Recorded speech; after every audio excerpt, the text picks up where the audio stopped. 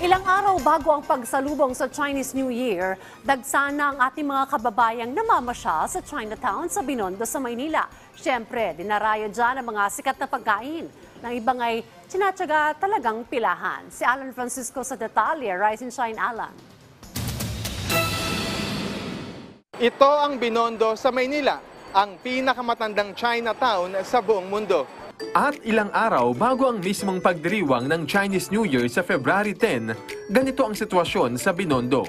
Mas dumami ang mga tao, mas sumigla ang komersyo, kanya-kanya ng pakulo at mga promo. Maraming mga establishmento na may mahabang pila ng mga customer, mistulang blockbuster. Gaya na lang ng restaurant na ito na mula alas 7 ng umaga hanggang alas 10 ng gabi, dinadagsa ng mga gustong kumain ng kanilang paninda. Bakit sir sa dami ng pagkain? Specifically itong restaurant yun. Kasi oldest fast food siya. Aminado silang nagsimula silang dumugin nang maibida sila ng mga vloggers. Lechon kawali, kiampong, gokong, patatim, oyster cake, xiaolong bao, siomai, dumplings. Mabenta rin itong tinatawag na Binondo Bites. Sarap ma'am.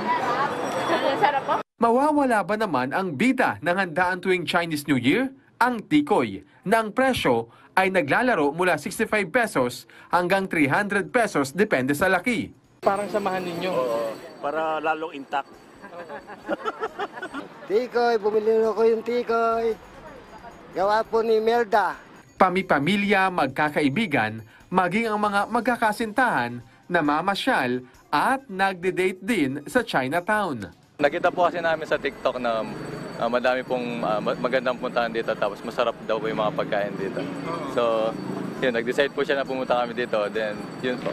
At usually ang boyfriend, pag nag-decision si girlfriend, Musunod lang palagi.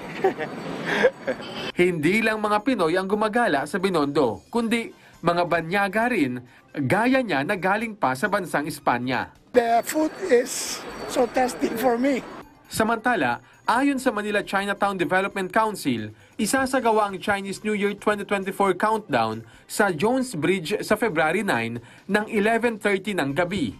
Sa February 10 naman ay may grand parade na isasagawa sa bahagi ng post office at Lantern Festival naman sa Chinese Garden ang dapat asahan sa February 18. Alan Francisco para sa Pambansang TV sa Bagong Pilipinas.